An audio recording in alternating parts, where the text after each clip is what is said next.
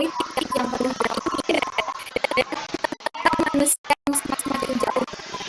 Tapi saya yakin visinya cintanya terhadap Indonesia itu tidak akan pernah baik. Sosok Hendra ini memang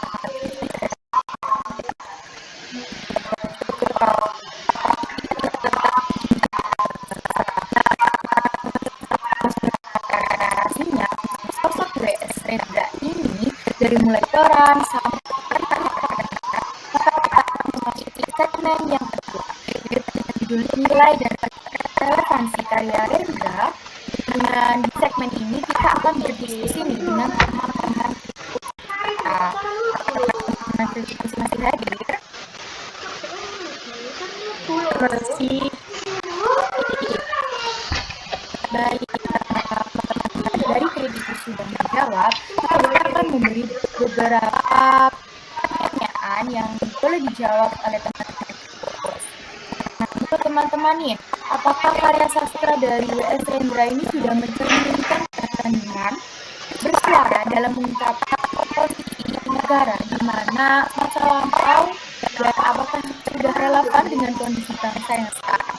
Boleh dijawab dengan Baik, izin menjawab. Jadi, menurut saya sebagai kritikus, Hendra sendiri merupakan simbol keberanian bersuara lewat sastra.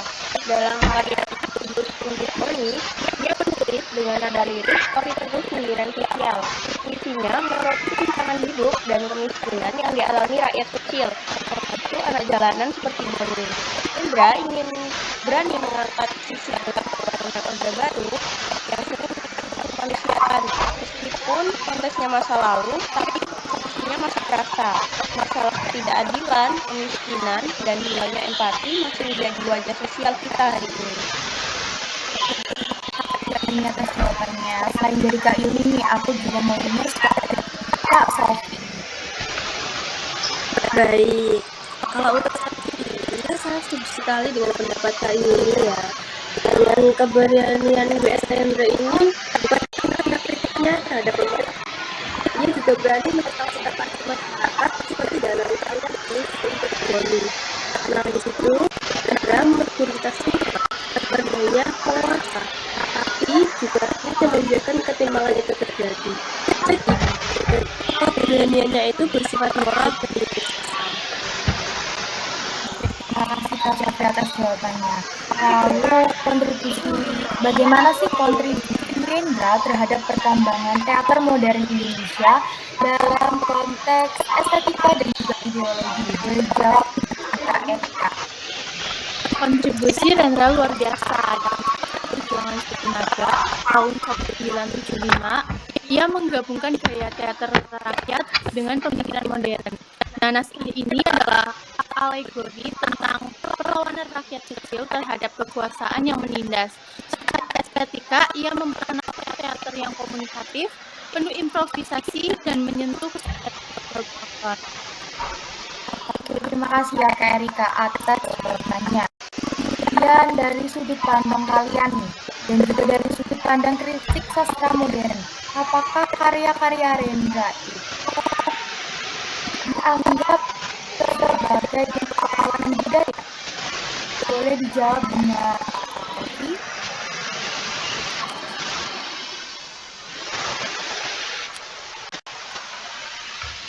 apakah suara saya terdengar?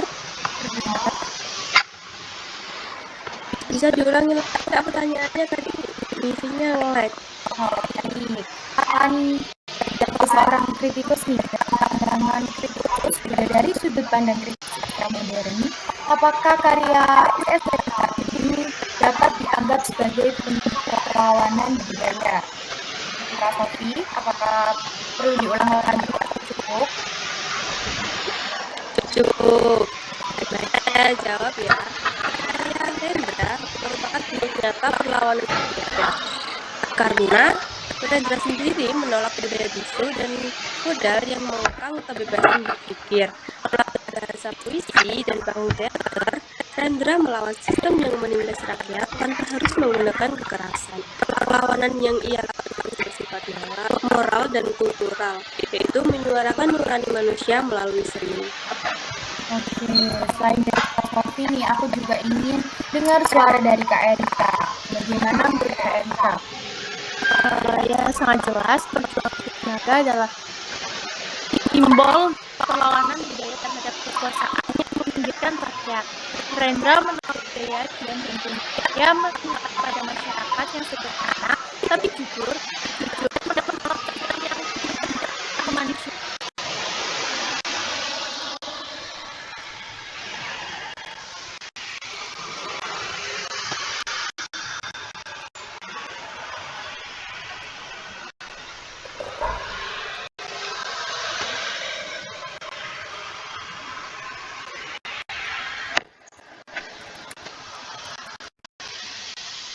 Boleh dijelaskan lagi jawaban Erika?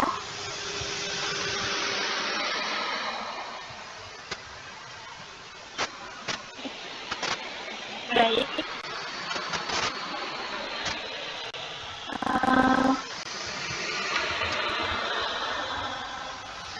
Menurut saya sangat jelas ya. Perjuangan tenaga adalah simbol perlawanan budaya terhadap yang menyebutkan rakyat. Rendra menolak budaya diam dan tunduk. Ia memihak pada rakyat sederhana dan menolak sistem yang meminggirkan kemanusiaan.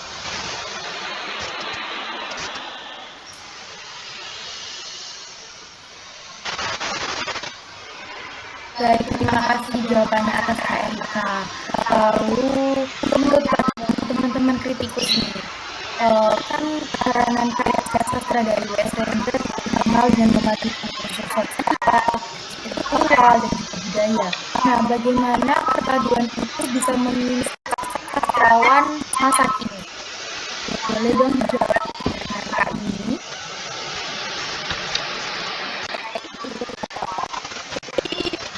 Rendra sendiri itu adalah secara otomatis. Kita bicara tentang penderitaan rakyat dengan semangat spirit dan budaya. Itu tetap menghargai akar budaya Nusantara. Dalam puisinya, kita bisa menemukan doa, kritik sosial, dan kearifan lokal berjalan beriringan. Berbagi ini sangat inspiratif bagi seorang masa kini bahwa kita besar terjebak di antara idealisme atau kebijakan mata, tapi bisa jadi jembatan antara batin, masyarakat, dan juga tradisi. Baik, terima kasih jawabannya atas Kak Yuni. Nah, karena menginspirasi sekali ya buat sastra sekarang, apa pelajaran penting bisa kita belajar dari cara W.S. Rendra ini menulis dan juga memaknai kehidupan? Bisa dijawab oleh Kak Sofi? Baik, itu menjawab. Menurut saya, pelajaran yang paling penting dari W.S. Rendra sendiri ialah kejujuran dan keberanian dalam berkarya. Ia menulis bukan untuk mencari pujian, melainkan untuk menyuarakan keberanian dan kemanusiaan. W.S. Rendra juga menunjukkan bahwa sastra bukan sekedar hiburan, tetapi karena refleksi moral dan perubahan sosial. Cara hidupnya yang sederhana dan jujur menunjukkan bahwa seorang sastrawan sejati harus hidup sesuai dengan nilai yang ia tulis. Oke, selain dari Kak Sofi, aku juga ingin dengar suara dari Kak Erika. Menurut saya, Rendra juga mengajarkan kejujuran dalam di Rendra kita belajar bahwa penyair harus berani berkata benar, berani menyentuh luka masyarakat, dan berani introspeksi diri yang menjadi kata-kata sebagai senjata tanpa kekerasan. Oke, terima kasih Kak Erika dan juga Kak Sofi atas jawabannya. Nah, baik teman-teman, kita sudah mendengarkan banyak sekali narasi tentang W.S. Rendra. Nah, dari W.S. Rendra itu kita belajar bahwa sastra bukan hanya tentang kata, tapi juga suara dan juga sikap hidup. Bagi para penulis muda, karya Rendra adalah contoh bahwa keberanian, kejujuran, dan juga kepedulian sosial bisa hidup dalam setiap bait puisi. Nah, Sobat Sastra, semoga obrolan kita pada hari ini bisa menunjukkan rasa cinta kita pada karya sastra Indonesia, khususnya pada sosok B.S. Rendra. Sebelum mengakhiri talk show kali ini, apakah ada pertanyaan dari pendengar? Baik, terima kasih Kak Siska.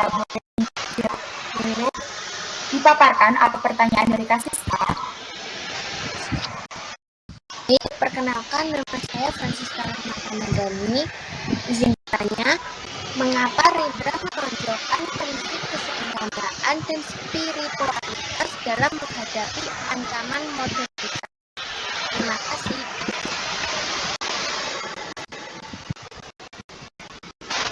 Baik, kita tampung dulu ya pertanyaannya Kak Francisca, kemudian dilanjut dengan Kak Revalda nih. Boleh dipaparkan pertanyaannya?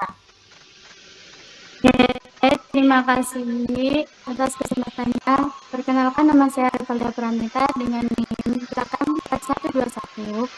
Saya ingin bertanya, apa benang merah yang menghubungkan ketiga karya ini dalam konteks perjuangan kemanusiaan? Terima kasih. Baik, terima kasih Kak Revalda atas pertanyaannya. Kemudian kita akan menjawab pertanyaan dari Kak Francisca dan juga Kak Revalda ya teman-teman. Oke, kita akan menjawab pertanyaan dari Kak Francisca dulu. Kepada yang mau menjawab, dipersilahkan. Baik, saya menjawab dari pertanyaannya Kak Siska. Saya ulangi lagi ya pertanyaannya. Apakah benar mengapa Rendra menonjolkan prinsip kesederhanaan dan spiritualitas dalam menghadapi ancaman modernitas?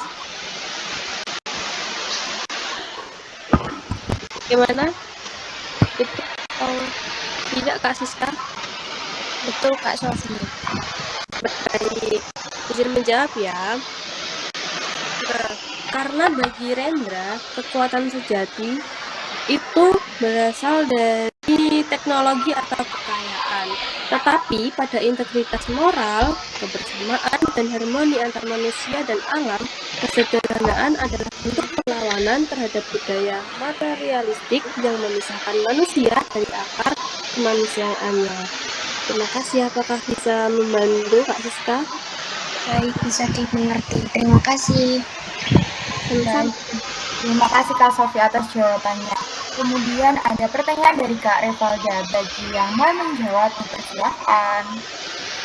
Baik, izin menjawab pertanyaan dari Revalda yang berbunyi, apa benang merah yang menghubungkan ketiga karya ini dalam konteks perjuangan kemanusiaan?